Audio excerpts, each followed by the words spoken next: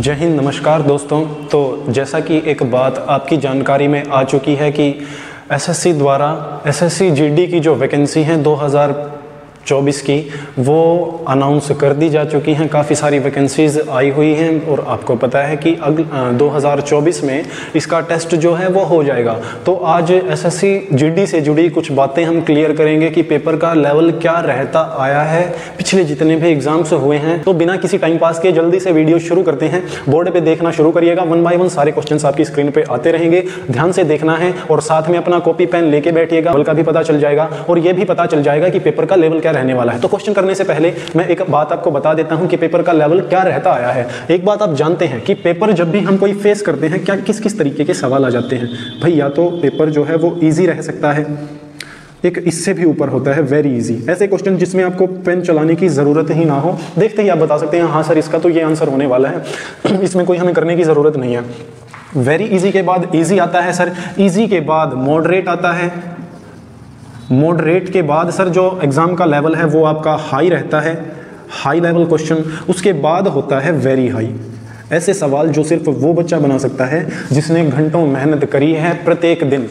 तो SSC GD में जो लेवल रहने वाला है सर वो इजी टू मॉडरेट जो है वो आपका रहने वाला है। इजी टू मॉडरेट आपका एसएससी जीडी का जो मैथ्स का जो पोर्शन की हम बात करें तो इजी टू मॉडरेट आपका पेपर रहने वाला है, ज़्यादा कोई दिक्कत नहीं होने वाली है।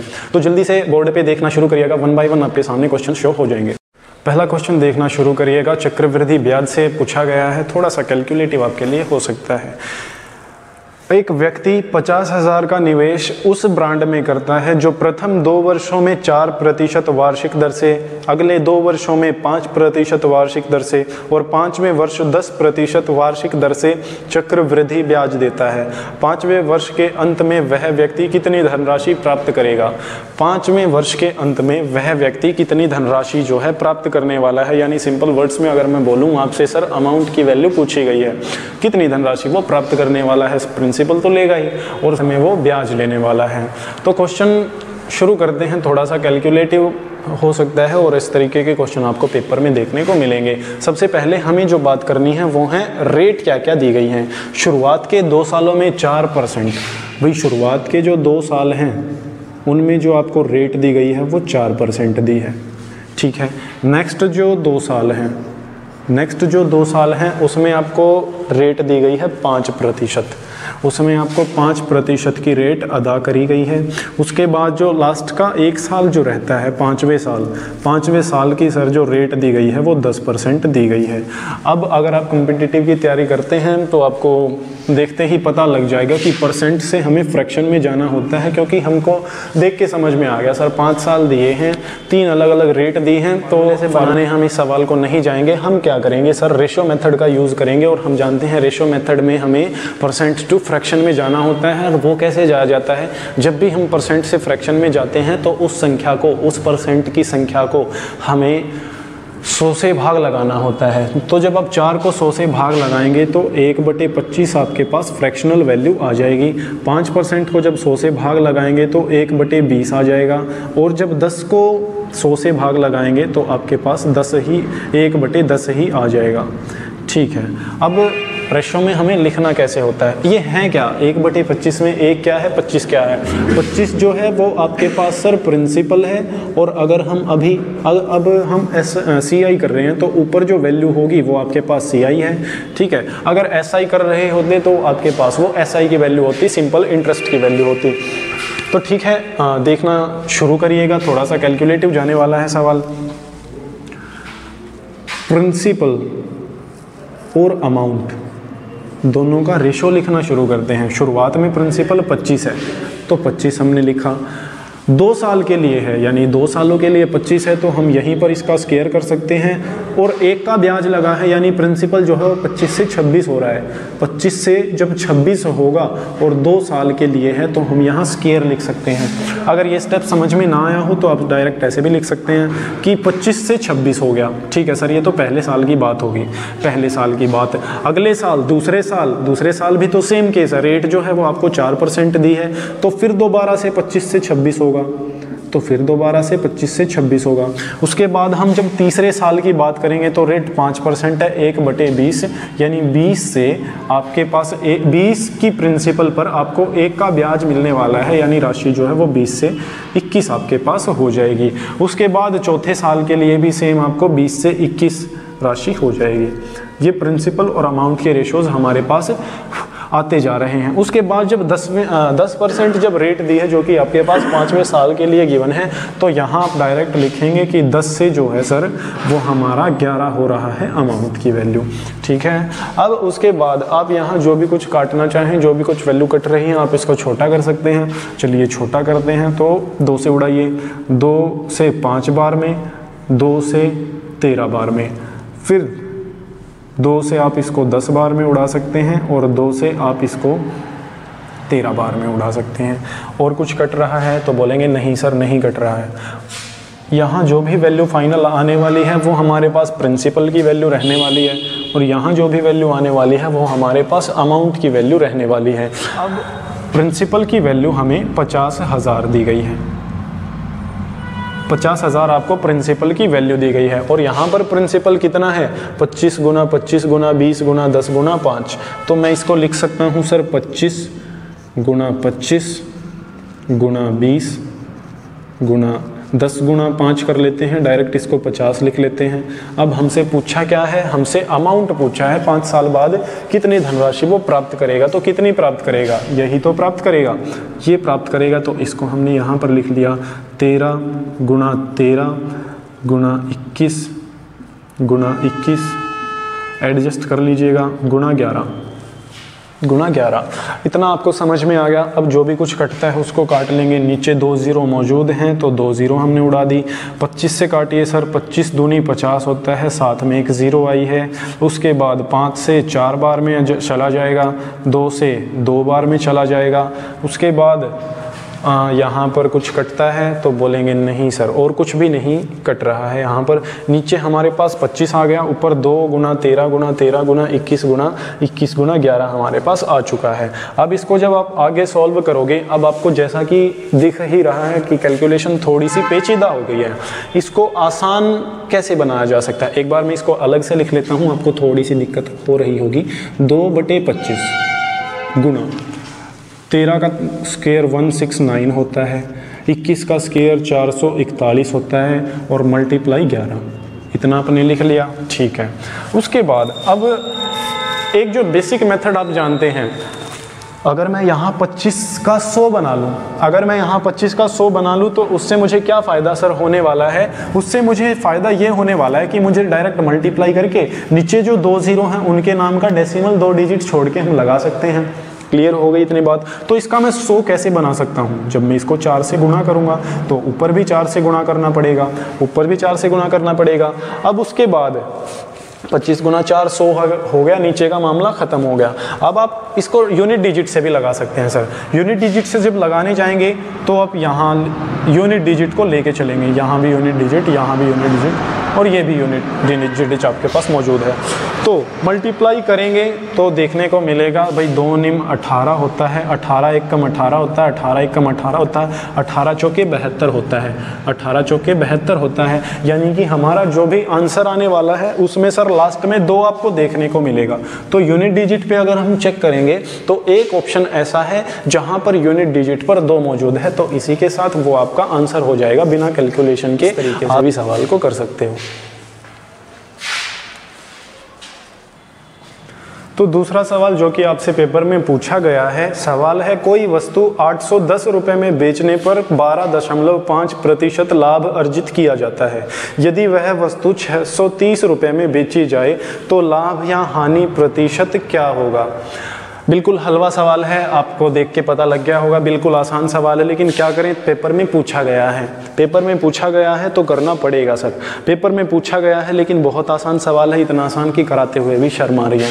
तो अब दोबारा से आपको सवाल की लैंग्वेज पे जाइए, क्या क्या दिया गया है। कोई वस्तु 810 रुपये में बेचने पर 12.5% लाभ अर्जित किया जाता है। यानी कि आपको देख के पता चल गया कि सर 112.5 की वैल्यू क्या दी गई है, तो 810 दी गई है। हमें कितने का बताना है, 630 का बताना है।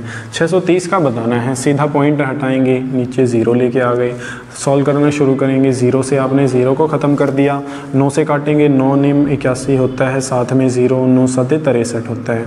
उसके बाद फिर 9 से जा रहा है तो 9 से ये 10 बार में, और 9 एक कम 9, 2 बचा, 9 दूनी 18 होता है, 4 बचा, 9 पंजे 45 होता है। 125 की आप जब 7 के साथ गुणा करेंगे तो आपके पास क्या आने वाला है, तो बोलेंगे 7 पंजे 35 का 5 कैरी 3 आ गई, 7 दूनी 14 और 3 17 हो गया, 7 कैरी 1 आ गई, 7 एक कम 7 और 1 कैरी 8, यानी कि बटे में आपको 10 दिया गया है। अब यहाँ जब नीचे 0 है यानी कि इतनी आपको जानकारी है कि 87.5 जो है वो हमारे पास क्या आ गया, 630 पता चल गया कि ये कितने परसेंट की वैल्यू है। भाई 87.5 की वैल्यू है, यानी कि ये 100 से कितना कम है, 12.5% कम है। यानी कि जब सामान को 630 रुपये में बेचा जाएगा तो 12.5 की जो है वो आपको हानि होने वाली है सर। तो अगला सवाल ध्यान से पढ़िएगा। कोई धनराशि x प्रतिशत वार्षिक साधारण ब्याज पर 2 वर्षों के लिए दी गई। यदि यह x जमा 2% दर पर दी गई होती तो यह 108 रुपये अधिक अर्जित करती। निवेश की गई धनराशि कितनी हो गई। ध्यान से पढ़िएगा। अब बच्चा क्या करना शुरू करता है, ये सवाल आते हैं सर एग्जाम में आते हैं और ये वाला तो बार बार पूछा जाता है। बच्चा सोचता है कि x% आपको दिया गया है, अगर x% दिया गया है तो उसके दिमाग में एक बात आती है कि सबसे पहला काम मुझे इस x की वैल्यू पता लगानी पड़ेगी। x की वैल्यू पता लगानी पड़ेगी यानी कि आपको दर ज्ञात करनी पड़ेगी। लेकिन इस सवाल में दर की हमें कोई ज़रूरत नहीं होती। भाई हम जानते हैं कि x% से जब हम x% की रेट पर जब हम दे रहे थे ना, तो कोई प्रिंसिपल या आप कह सकते हो हमें कोई अमाउंट यहाँ पर देखने को मिलता था, एक अमाउंट मिल रही थी। उसके बाद क्या किया, जब हमने रेट को 2% बढ़ा दिया यानी x जमा 2% जब आपने कर दिया तो जो भी हमें अमाउंट मिल रही थी ना उस पे 108 रुपये ज़्यादा मिलते हैं, उस पे 108 रुपये ज़्यादा मिलते हैं। उस पे जब आपको 108 रुपये ज़्यादा मिलते हैं, अच्छा बताइए कितने 108 रुपये क्यों आपको ज़्यादा मिल गए हैं, क्योंकि 2 साल आपके पास समय गिवन था। रेट को कितने % बढ़ाया, 2%, यानी कि जब ये 2% बढ़ा ना तो आपको 108 रुपये ज़्यादा मिले। और 2% अगर 1 साल में बढ़ा तो 2 साल में कितना बढ़ेगा, 4% बढ़ेगा। यानी 4% बढ़ा तो पैसों में कितने की वृद्धि हुई, तो बोलेंगे 108 की वृद्धि हुई है। तो 1% का मान कितना होगा, बटे में 4 हो गया। मूल जो राशि थी जिसको इन्वेस्ट किया गया वो कितनी होगी, सर प्रिंसिपल था वो तो अपने आप में वो 100% होता है। तो 100% का मान आप निकालेंगे, 4 से 100 25 बार में। अब इसको सीधा सा गुणा कर दीजिए। 25 का 8 गुणा 200 होता है, 200 की 0 कैरी 20 चली गई, 25 0 यानी कि 20 की 0 कैरी 2 आ गई, 25 से कम 25 और 2 2700, यानी कि 2700 जो है वो आपके पास प्रिंसिपल रहने वाला है। और यही है शास्त्रों के अनुसार इस सवाल का बिल्कुल सही जवाब। चौथा सवाल आपकी स्क्रीन पर, 400 मीटर और 350 मीटर लंबी 2 रेलगाड़ियां समानांतर ट्रैक पर जा रही हैं। एक ही दिशा में चलते हुए तेज चाल वाली रेलगाड़ी धीमी चाल वाली रेलगाड़ी को 75 सेकंड में पार कर जाती है। वे विपरीत दिशा में पूर्व की ही चाल से चलते हुए एक दूसरे को पूरी तरह से 15 सेकंड में पार कर जाती हैं। उन रेलगाड़ियों की चाल में अंतर ज्ञात करें।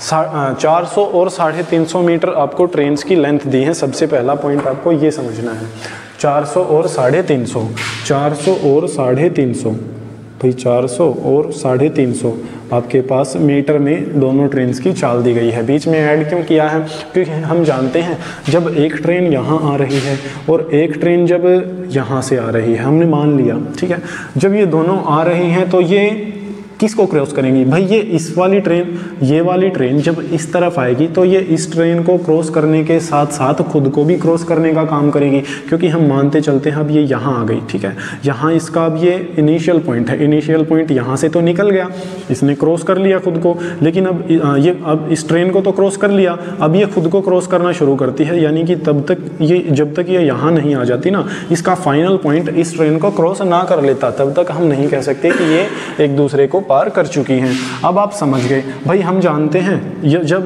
दोनों ट्रेन्स जो हैं वो विपरीत दिशा से आती हैं, यानी एक ही दिशा में दोनों आती हैं, तो दोनों की जो चालें हैं वो जुड़ती हैं, यानी S1 प्लस S2। अब स्पीड बराबर किसके होता है, डिस्टेंस अपॉन टाइम के होता है। स्पीड बराबर डिस्टेंस अपॉन टाइम होती हैं। जब ये दोनों विपरीत दिशा से आती हैं तो एक दूसरे को क्रॉस करने में 15 सेकंड लेती हैं, और जब ये दोनों सेम दिशा में जा रही हैं तो ये दोनों उसी डिस्टेंस को क्रॉस करने में 75 सेकंड का समय लेती हैं। अब यहाँ पर जब आप इसको सॉल्व करेंगे तो 15 से 75 750 जो है वो आपका 50 बार में जाएगा, और 75 से 750 जो है वो आपका 10 बार में जाएगा। अब दो इक्वेशन आपके पास आ गई हैं, S1 plus S2। S1 plus S2 जो है वो आपके पास 50 आ चुका है, और S1 माइनस S2 जो है उसका मान हमने निकाल लिया है 10 आ चुका है। इन दोनों को जब आप सॉल्व करोगे तो एक प्लस है एक माइनस है, दोनों कैंसिल हो जाएंगे। S1 और S1 को अगर मिलाएंगे तो 2S1, 50 और 10 60 होता है, 2 से 60 30 बार में, यानी कि S1 speed of first train हमारे पास 30 आ चुकी है। S2 कैसे निकालेंगे, इस वैल्यू को उठा के किसी भी एक इक्वेशन में आप पुट कर दीजिए। S1 यहाँ पर मैंने 30 रखा, इधर प्लस का है उधर जाएगा, माइनस का होगा, 50 में से 30 गया तो S2 की वैल्यू जो है वो 20 आ जाएगी।